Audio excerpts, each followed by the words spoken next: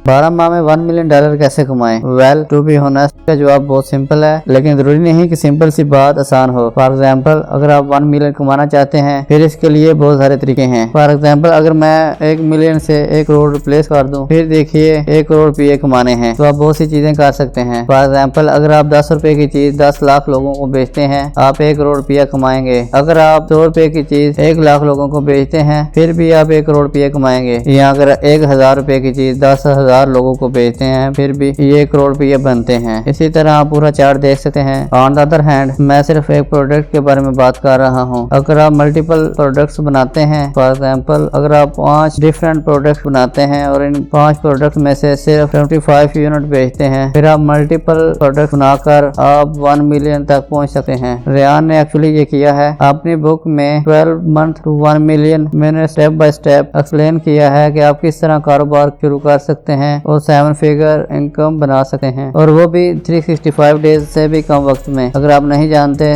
तो मैं आपको बताता हूँ। ऑथर रेयान मोरन मल्टीपल कंपनी के फाउंडर हैं। ऑन द अदर हैंड, 24 साल के लड़के फिगर आउट ही नहीं कर पाते कि उन्होंने लाइफ में क्या करना है। दूसरी तरफ वो इस उम्र में करोड़पति बन चुका था। उसने अपने 2 कामयाब स्टार्टअप को $3 मिलियन में फरोख्त किया था, जिसकी वजह से वो अच्छी जिंदगी गुजार रहा था। आइए इसकी कहानी के जरिए इस आपके पीछे टेक्निक को समझने की कोशिश करते हैं। रेयान ने जब अपना पहला वेंचर ज़ेन एक्टिव कोर्स शुरू किया, वहाँ वो योगा मैट, टॉवल और बहुत सी चीजें बेचता था। ये एक फिजिकल बिजनेस था और ये physical business loss making business था। इसे इन्वेंट्री, सैलरी, एडवर्टाइजमेंट के पीछे बहुत कुछ खर्च करना पड़ता था, जिसकी वजह से इसके पास पैसे खत्म हो जाते थे, जो इसकी सबसे बड़ी मिस्टेक थी। उसने कहा कि उसके पास कारोबार का कोई स्ट्रक्चर या गेम प्लान नहीं था। वो अपने ज़हन के मुताबिक काम करता था और ये इसके लिए परेशानी वाली चीज थी। एक्चुअली वो अपना सारा पैसा कारोबार में लगाता था, जिसकी वजह से वो अपना किराया भी अदा नहीं कर पाता था और जिसकी वजह से उसे अपने दोस्त के घर रहना और सोना पड़ता था। लेकिन फिर उसने एक इंटरेस्टिंग काम किया। उसने ज़ेन एक्टिव कोर्स को फंड करने के लिए फ्रीडम फास्ट लेन के नाम से एक कोर्स शुरू किया, जहां उसने कुछ फेमस और सक्सेसफुल बिजनेसमैन की मेजबानी शुरू की और ऐसी इन्फ्लुएंशियल पर्सनैलिटीज से विजडम हासिल करते हुए ज़ेन एक्टिव कोर्स को अमेज़न पर लॉन्च किया। जिसके बाद इसने लोगों से सीखकर प्रोसेसेस और सिस्टम बनाया और इस चीज ने इसके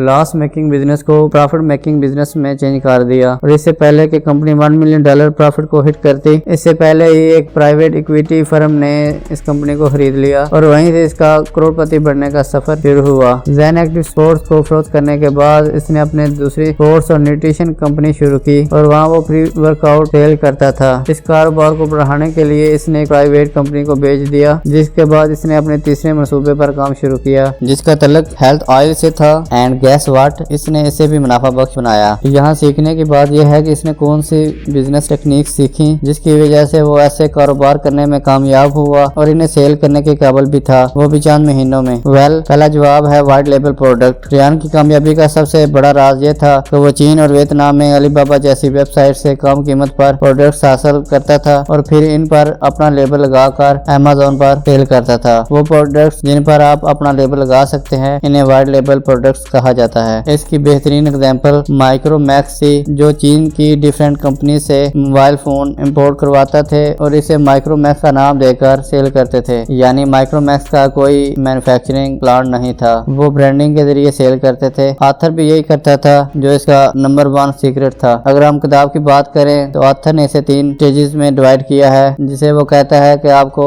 1 मिलियन तक पहुंचने के लिए इन स्टेप्स को फॉलो करना होगा। पहला स्टेज ग्राइंड है, जो पहले महीने से चौथे महीने तक रहता है। दूसरा स्टेज ग्रोथ का है, जो 5वें से 9वें महीने तक रहता है। और तीसरी स्टेज द गोल्ड है, जो 10वें से 12वें महीने तक रहता है। अगर आपको तीनों स्टेजेस से गुजरना है तो सबसे पहले आपको सवाल पूछना होगा कि मुझे कौन सा प्रोडक्ट बेचना चाहिए, जिसे आप ग्राइंड स्टेज भी कह सकते हैं। यहाँ वो पॉल मिलर की मिसाल देता है। पॉल मिलर एक कामयाब ताजर था जिसे जल्दी नींद नहीं आती थी। वो हेडफोन के जरिए पॉडकास्ट सुनता रहता था और कई बार सुनते सुनते सो जाता था, लेकिन ये काम करते हुए से रियलाइज हुआ कि सोते वक्त हेडफोन का इस्तेमाल कंफर्टेबल नहीं है और हेडफोन की क्वालिटी भी इतनी अच्छी नहीं है। उसने सोचा हेडफोन को बेहतर बनाया जा सकता है, तो उसने काफी क्वांटिटी में कुछ हेडफोन मंगवाए और इन्हें खोलकर उसने इनकी बिल्ड क्वालिटी और ऑडियो क्वालिटी को बेहतर बनाया। इसने तजर्बा करके इन्हें हेडफोन्स को मजीद कंफर्टेबल बनाया ताकि आप सोते वक्त म्यूजिक या पॉडकास्ट अच्छी तरह सुन सकें बगैर किसी प्रॉब्लम के। और इसी से कोजी फोन हेडफोन की बर्थ हुई, जिसे इसने अमेज़न पर बेचना शुरू किया। एंड गैस व्हाट, के लोगों ने इसे इतना पसंद किया कि ये अमेज़न पर सबसे ज्यादा सेल होने वाली प्रोडक्ट बन गई। कोजी फोन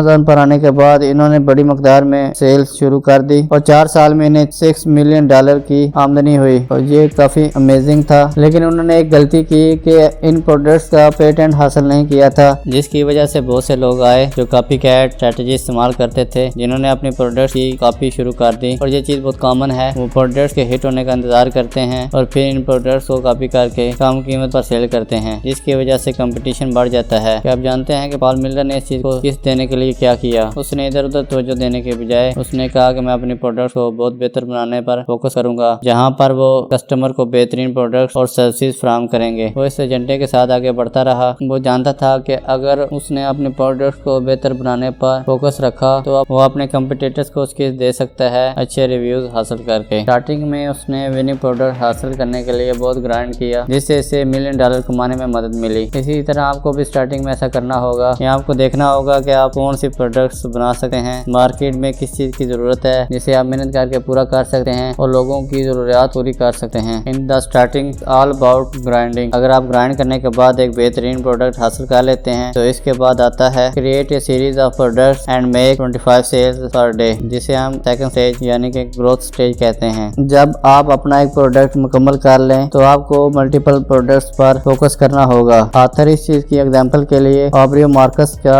हवाला देता है। उसने मल्टीपल वेंचर्स ट्राई किए। इसका पहला वेंचर टॉयज और सप्लीमेंट के बारे में था। इसे इसमें थोड़ी सी भी सक्सेस नहीं मिली थी और ना ही फुलफिलमेंट मिली थी। लेकिन but going back to time, Aubrey Marcus ने कहा कि वो उस वक्त तैयार ही नहीं था। मेरे पास ज्यादा इन्फॉर्मेशन नहीं थी और मेरे पास बहुत सी चीजों की कमी भी थी, लेकिन इन नाकामियों ने मुझे बहुत कुछ सिखाया। जैसे 3 चीजें जो मैंने नाकामी की वजह से सीखी हैं। नंबर 1, प्रोडक्ट बनाने का तरीका। नंबर 2, इस प्रोडक्ट को कैसे बेचना है। नंबर 3, इस प्रोडक्ट की एडवर्टाइजमेंट कैसे करनी है। इस अमल के दौरान इसने बहुत से लोगों से राब्ता किया और नेटवर्किंग के दौरान वो नंबर 1 पॉडकास्टर जोई रॉगन से मिला। जोई ने इसे अपने पॉडकास्ट में इनवाइट किया और बात करते हुए उसने अपने टॉयज को प्रमोट किया। जैसे ही जोई ने पूछा कि आप किस फील्ड में हैं, उसने कहा कि मैं नोट्रोपिक्स में हूँ। नोट्रोपिक्स एक सप्लीमेंट है जो आपकी याददाश्त, कॉन्फिडेंस और फोकस को बढ़ाता है। उसने पॉडकास्ट के दौरान कहा कि मैं दुनिया की बेहतरीन नोट्रोपिक्स बना सकता हूँ और मैं इसे बनाकर दिखाऊंगा।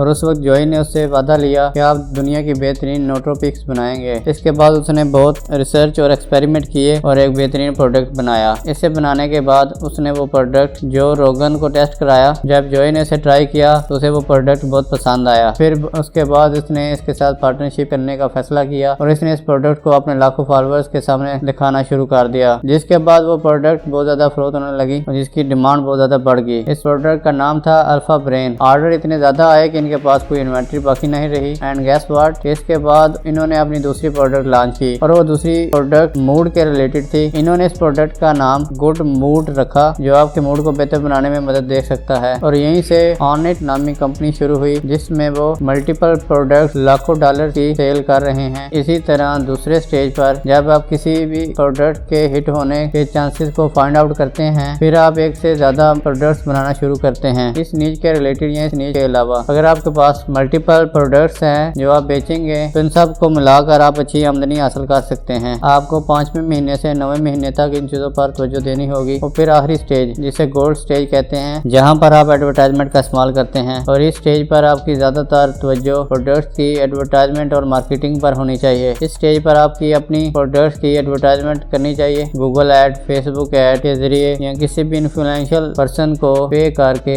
अपने प्रोडक्ट्स की एडवर्टाइजमेंट कर सकते हैं ताकि ये लाखों कस्टमर्स तक पहुंच सके। इससे आपकी क्रेडिबिलिटी भी बिल्ड होगी। ये प्रोसीजर कॉस्टली होगा, आपको इस प्रोसेस में मल्टीपल टाइम्स री इन्वेस्ट करना होगा ताकि आप इसे बड़े पैमाने पर ले जा सकें और ज्यादा पैसे कमा सकें। अगर आपने अर्ली स्टेज में बहुत अच्छी ग्राइंडिंग की है, अच्छी प्रोडक्ट्स तैयार की हैं, इस मरले पर आपको अच्छे इनामात मिलेंगे। ट्राई फिटनेस के ऑनर यर्मिया किंग्समैन ने अमेज़न पर अपनी प्रोडक्ट्स रजिस्टर करके लिस्ट कर दी थी। ये सेलफोन आर्म बैंड प्रोडक्ट था जो इन्होंने चाइना से वाइट लेबलिंग कराई थी। पहले बैच के लिए इन्होंने 400 प्रोडक्ट्स इंपोर्ट कराई थी क्योंकि वो जानना चाहते थे कि आया कि ये प्रोडक्ट सेल भी होंगी कि नहीं, और कस्टमर के रिव्यूज बहुत इंपॉर्टेंट थे। और यही वजह थी कि पहले तो इन्होंने चंद प्रोडक्ट्स इंपोर्ट की थी और फिर इसने कस्टमर का आउटपुट लिया और इसके मुताबिक इसे तब्दील किया। फॉर एग्जाम्पल, फर्स्ट बैच में आर्म बैंड का साइज छोटा था, दूसरी खेप में बाजुओं का साइज इतना बढ़ा दिया गया कि और बहुत सी तब्दीलियां की गई जिससे